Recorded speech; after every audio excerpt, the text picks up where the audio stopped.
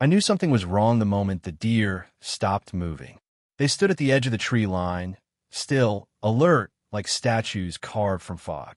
Their ears twitched, but their hooves held firm on the frosted earth.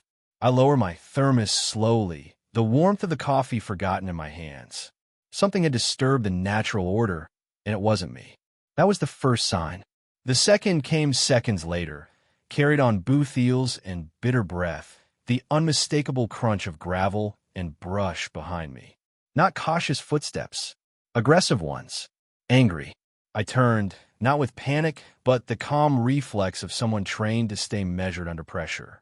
And there she was, Rebecca Gray. She looked like a tightly wound violin string in a pantsuit. Rigid spine, eyes wide with indignation, mouth twisted into the kind of frown that made you think she practiced it in the mirror. She stormed through the woods like she had jurisdiction over oxygen.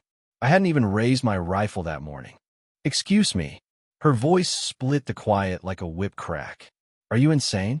What do you think you're doing?" I didn't answer right away, partly because I was startled, but mostly because I didn't want to say the first thing that came to mind. I glanced down at my boots, blood from the field-dressed buck soaking into the leaves at my feet. A routine morning for me, an existential crisis for her. "I'm on my land," I said, voice even, following federal hunting guidelines, fully licensed. "What seems to be the problem?" She flinched, like I'd slapped her with the word federal. "The problem," she snapped, "is that you're endangering the safety of this community. You're firing weapons within earshot of children, pets, families." I tilted my head, studying her. She wasn't just angry, she was trembling with it. But there was something else beneath the surface. Something far more dangerous than outrage. She wasn't just offended. She was offended with purpose. "This is private property," I repeated, "and the preserve is public land under federal jurisdiction. I'm allowed to monitor and hunt here. I don't care what you think you're allowed to do." She took another step forward, blonde hair catching in the branches, eyes blazing. "I'm the president of this HOA, and I don't need your permission to protect my neighborhood." There it was. The first blow. Not physical, but authoritative, meant to establish dominance.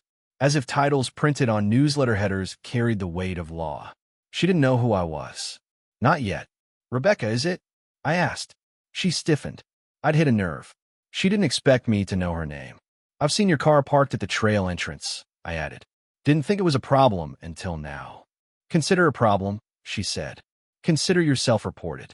You'll be hearing from both the HOA and the local authorities. I suggest you stop this hobby before it escalates." She turned, storming off with the self-righteous speed of someone who thought she'd won. I watched her disappear between the trees, her words hanging in the cold air like smoke from a bad fire. And still, the deer hadn't moved. I crouched, wiped my hands on my coat, and sighed. Something told me this was just the beginning. Because that wasn't a neighbor expressing concern.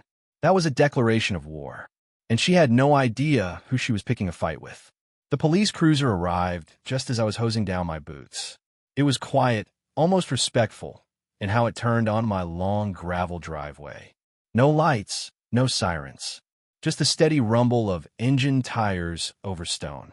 Officer Martinez stepped out, adjusting his belt like he was already tired and hadn't even gotten to the front porch yet. We exchanged nods. He wasn't new to this kind of visit. Neither was I. "Mr. Johnson," he said, eyes flicking to the rifle leaning against the wall, then back to my face. "Got a call this morning. Concerned neighbor says there's firearms activity happening too close to residential property." I nodded once. "There is. On my land. Legal and controlled. I've got licenses, maps, and permits in the office. You want coffee while I pull them?" He cracked a faint smile. "Black. 2 sugars." We sat at my kitchen table, steam curling up from mismatched mugs as I laid out the paperwork. Rifle registration, federal wildlife permits, preserve boundaries, photographs of the berm I'd built. Everything was dated, stamped, and laminated because I knew how this dance went. Martinez flipped through it all in silence. Every so often, he grunted, a sign of approval, not frustration. "You're squared away," he said at last. "I'll log the visit as a noise complaint, but I won't be recommending further action." He looked toward the trees outside. Neighbor seemed intense on the phone. I gave him a look. That's one word for her. Martinez stood, gathering his notebook. Word of advice? You're in the right, but sometimes being right ain't enough to keep people like her from making your life hell. I walk him to the door. Appreciate the honesty, officer. He stepped off the porch, then turned. By the way, Rebecca Gray. That her name? I nodded. She's called about 8 different people in this neighborhood in the last 3 months. HOA president, right? Unfortunately. He sighed. Just keep documenting everything. People like her don't burn out. They dig in. And with that, he was gone. The week that followed was too quiet. Not in the peaceful, autumn morning way I'd come to love, but the kind of quiet you hear when you know someone's watching. Rebecca's car passed my house more often now. Slower, too. Like she wanted to be seen. Like it was her version of a warning shot. I'd spot her just beyond the tree line, sometimes with binoculars, sometimes pretending to jog, but never actually sweating. I didn't respond. Not yet. I logged every appearance, every time she paused at the edge of my property, every time she parked too long near the trail entrance. My camera system fed directly into a hard drive that synced with the cloud. Redundant, reliable, admissible, but I wasn't ready for what showed up next. It was Saturday morning when I found it. A heavy envelope in my mailbox, thicker than any HOA newsletter I'd ever received. The kind of envelope that made your gut tighten before your brain even processed why. On the front, notice of community violation. Inside, a $2,000 fine. The citation was written in all caps like it was shouting. Illegal discharge of firearms on community-adjacent land. Disturbing the peace. Endangering residents. I laughed. Actually laughed out loud. The kind of laugh you let out when something is so absurd you wonder if you're on a hidden camera show. Except this wasn't satire. It was signed in big looping cursive. Rebecca Gray, President, Homeowners Association. She wasn't just playing hardball. She was staging a coup. The fine demanded payment within 7 days, or I'd be subject to legal escalation and property lien review. It was pure fiction. No legal citation. No mention of specific HOA bylaws. Just threats and red ink. But what struck me most wasn't the amount. It was how well organized it all looked. This wasn't impulsive rage. This was premeditated. She'd been documenting me, watching, plotting. And if she thought I'd just roll over and cut a check out of fear, she was about to find out what it meant to poke the wrong bear. 2 days after the fine arrived, I received a phone call that changed everything. The number was unlisted. I almost didn't answer, but something, maybe instinct, told me to pick up. Mr. Johnson, a woman's voice. Low, nervous. This is Amanda.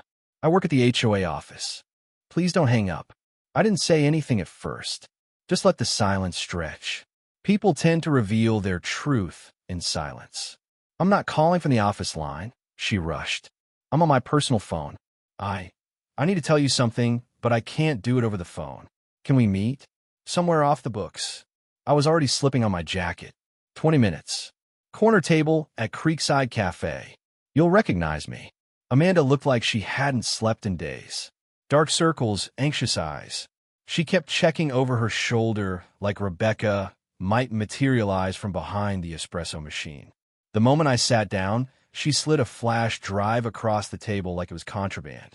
I don't know how much you figured out already, she whispered, but Rebecca is not just trying to get you fined. She's manufacturing violations. For everyone. I've seen her do it. I said nothing, just waited. Let her get it out. She made me forge meeting minutes. Amanda continued, voice trembling. She writes them herself, then tells me to backdate them. Says it's cleaning up the paper trail. She has me fake board signatures. People who don't even know they're on the board. I leaned in steady. Why now? Amanda's eyes welled, and for a moment I thought she might cry right there between the coffee cups and cinnamon scones. She threatened to fire me last week. Said if I didn't go along with her latest violation campaign against you, she'd have me blacklisted from every community management company in the county. But I can't do this anymore. I'm not just scared for my job now. I'm scared for you. I raised an eyebrow. Me? Amanda nodded. She has a whole file on you, Eric. Photos, handwritten notes, dates, times. She's been tracking your hunting schedule for months. She says you're the reason this community's losing discipline. She talks about you like you're some infection she has to cut out. I stared at the flash drive. The weight of it wasn't in the plastic casing. It was in the power it held. What's on it? I asked. Everything. Her voice cracked. Emails, forged violation notices, internal memos she never filed, and surveillance photos. The ones she never sent to law enforcement, just saved in a private folder labeled proof for removal. That was the moment it hit me. This wasn't just harassment. It was a campaign. Organized. Sustained. Prejudiced. And it wasn't about noise. Or safety. Or even hunting. It was about control. Amanda was breathing fast now. She's planning something else. She keeps saying she'll have you removed legally or otherwise. She mentioned bringing a civil suit. Said she's going to bury you in court and set an example for the neighborhood. I don't know what she means by that, but I don't think she's bluffing. When I got home, I didn't sit down. I didn't breathe easy. I plugged in the flash drive and watched my screen light up with folders. Meeting_minutes_forged, grin_fines, H_comma unattended, Johnson running for routine. She'd logged my truck plate. Labeled time-stamped photos with notes like Tuesday 5:10 a.m. Enters trailhead, Sunday 6:52 p.m. Carries deer pelled across yard. Must document fence line for complaint. And worse, a draft document titled Civil Action Filing. Emotional damages, $10,000. She wasn't just trying to find me. She was trying to break me. That night, I sat on my porch with my orange juice untouched and my hand resting on the armrest like a coiled spring. The deer were back, grazing, calm. They didn't know a storm was coming, but I did, and I wasn't going to wait for it to hit. The neighborhood changed overnight. At first, it was subtle, a few extra glances from neighbors who usually just waved. Amanda warned me that Rebecca had begun quietly distributing flyers, full of misinformation and twisted concern, accusing me of threatening behavior, gun addiction, and wildlife endangerment. I lived here 3 years, kept to myself, paid my dues, mowed my lawn, helped when the couple next door had a tree fall on their shed, and now I was being painted as a menace. And I hadn't even drawn my weapon in over a week. Then came the city. 3 inspections in 5 days. Code enforcement for improper fencing. Zoning department about an unlicensed vehicle. Animal control asking if I was harboring illegal game. Each one walked away confused, apologetic. None found anything wrong. One of them, a lanky guy with a clipboard and cracked glasses, even muttered as he left, "She's got time for this crap?" But Rebecca wasn't trying to win by truth. She was trying to win by attrition. Death by paperwork, by rumor, by relentlessness. And it was working. The edge of my calm started to fray. I caught myself pacing more, sleeping less. Every time a car passed slowly in front of my house, I glanced up, half expecting her face behind the wheel, eyes scanning like a predator. Sometimes she was there. Sometimes it was just a flicker of paranoia that hadn't existed before. Amanda texted again. She's drafting another violation. This time it says you're operating a business from your property. She's escalating. I stared at the message. I wasn't just under attack. I was being erased. That night, I poured myself a glass of bourbon and opened my weathered leather wallet. It had always been just a badge to me. Federal issue, clean plastic under polished brass. Part of the job. Part of the reason I'd stayed silent. But now, it was a loaded weapon. I ran my fingers over the words. U.S. Fish and Wildlife Service. Federal Wildlife Officer. Everything Rebecca was accusing me of wasn't just wrong. It was obstructing a federal agent in the execution of his duties. And she had no idea. Yet, the next morning, I spent 6 hours rigging my property with professional-grade surveillance gear. Cameras so small they looked like knots in the trees. Microphones with directional clarity that could pick up whispers from across the yard. Motion-activated floodlights with auto-record. But I wasn't finished. I created a bait zone, a fake violation opportunity. I stacked some hunting equipment just within sight of the trail line. A decoy rifle case, some worn gloves, a blank wildlife logbook. Nothing illegal, but to the untrained eye, it looked ripe for complaint. And I waited. Not long. She came just before dawn, parked down the street like she always did, this time walking instead of driving by. A camera slung around her neck. clipboard in hand, legal pad clutched like a sword. She hovered at the edge of the property line, pacing, watching. Then her foot crossed the boundary. Just once, but long enough. Snap, snap, snap. She took photos, scrawled notes, snapped more, even tried to peek into the side shed. She was documenting a crime that didn't exist, and committing several in the process. Trespassing, stalking, interference. I stayed inside, calm, watching it all unfold in crystal clear 4K from my kitchen monitor. That evening, Amanda called. Her voice was shaking. Eric, she filed it. A full civil suit. Emotional damages. Claims of harassment. $10,000. And I asked. She attached a statement claiming you made violent threats. Says she has video evidence. I nearly choked. Video. Amanda hesitated. She's trying to splice footage, editing things together from weeks apart. It's not just lies, it's manufactured reality. This wasn't just legal anymore. It was personal. A campaign built on lies, backed by paranoia, and pushed forward by power she was never meant to have. But she made one fatal error. She'd assumed I was just another neighbor. And now, as her false world closed in on mine, I was done waiting. The morning Rebecca broke the law for the last time, the sky was still bleeding purple. Mist clung to the fence line like breath on glass, and the cold made everything sound louder. Her shoes crunching across the gravel, the metallic rattle of the bolt cutter she was dumb enough to carry in broad daylight, and the stiff flapping of a wooden sign tucked under her arm like a protest banner. She was dressed like she was sneaking into enemy territory, black hoodie, gloves, dark pants, and yet made no attempt to hide. That was the terrifying part. Rebecca didn't think she had to hide. To her, this wasn't a crime. It was a coronation. I sat inside, the entire moment unfolding across 4 split-screen monitors, each capturing her from a different angle, audio synced with ruthless precision. The lens caught her jaw clenching as she marched toward my back fence, her breath visible in tight, angry puffs. She paused for just a second, looked around, and then began cutting. Snap, snap, snap. Wire clattered to the ground. Then came a sign. She pounded it into the soil with a hammer like she was planting a flag at Iwo Jima. It read, "No hunting. Violators will be prosecuted by the HOA." Red letters, all caps, screaming her authority. That's when she pulled out her phone. Dialed. 911. She said, breathless but theatrical. "Yes, I'm at 1527 Briar Hollow. My neighbor is violating HOA hunting restrictions. He's dangerous. He's got weapons."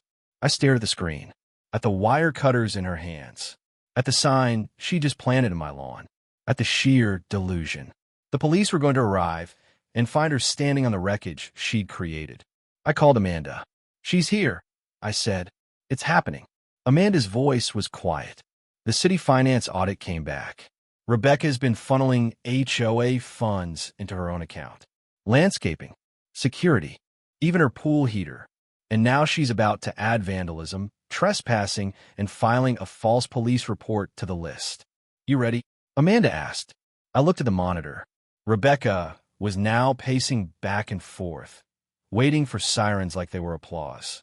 "Ready." Officer Martinez arrived 11 minutes later, looking exactly like a man who regretted ever accepting this assignment. I met him on the porch with a cup of coffee. Same one I drank from the last time he came. "She's in the backyard," I said calmly. Made quite the mess. His eyes narrowed. "You got footage?" I nodded once. 4 angles. Clean audio. "Want to see it?" He did. We stepped inside, and I played the footage. Her voice. The cutters. The sign. The 911 call, made while standing inside my broken fence. Martinez's shoulders sank as he watched. It wasn't anger that washed over him. It was something deeper. Tiredness, maybe. Resignation. "Jesus Christ," he muttered. I walked to the hallway and retrieved my leather wallet. Opened it. Slowly. Held up my federal badge. "Officer Eric Johnson," I said quietly. "U.S. Fish and Wildlife Service.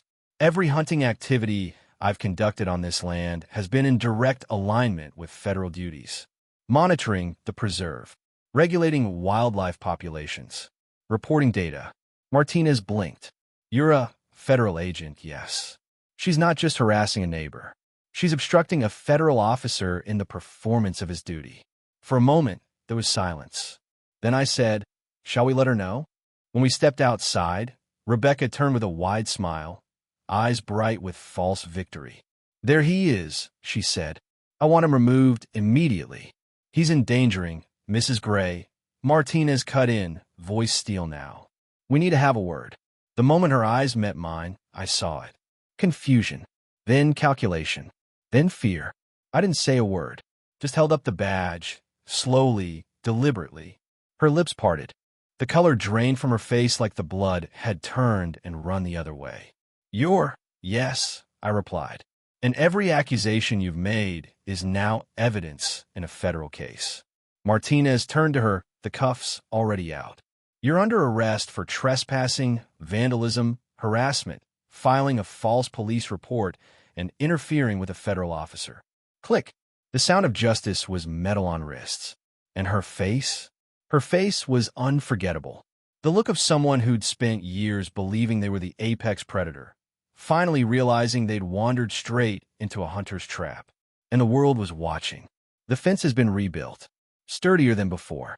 Steel posts this time, set deep into the frozen ground like anchors.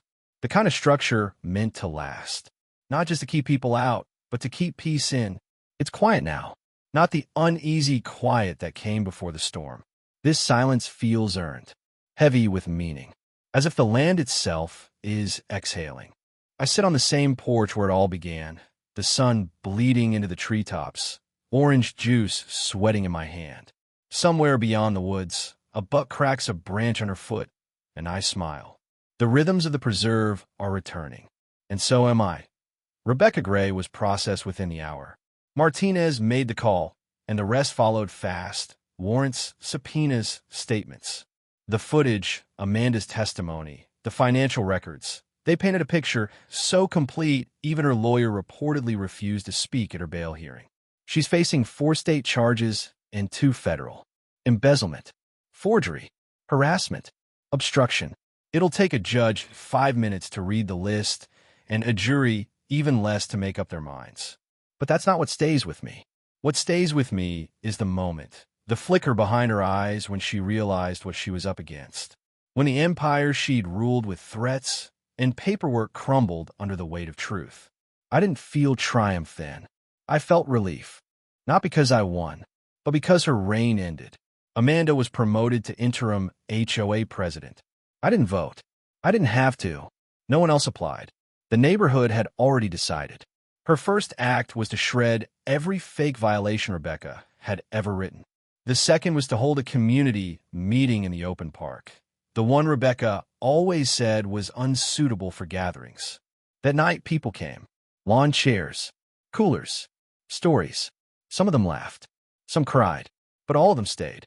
One neighbor, a retired vet, told me he'd considered selling his home last year because of the harassment. Another couple said Rebecca once fined them $150 for letting their kids draw chalk on the sidewalk.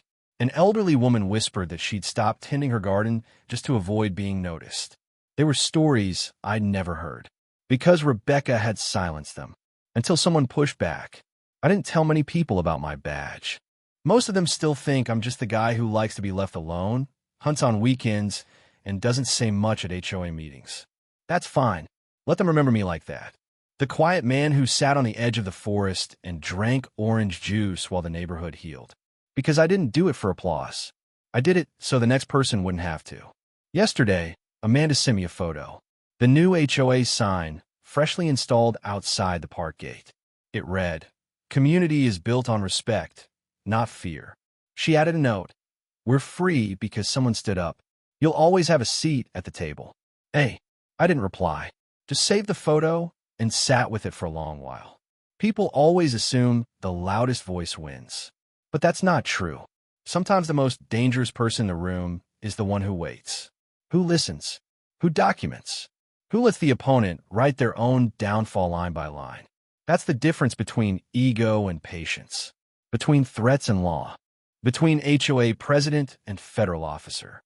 The mailbox, once full of threats and warnings, now holds thank you notes, cookies, invitations to cookouts I'll probably never attend. And that's okay. This was never about fitting in. It was about setting things right.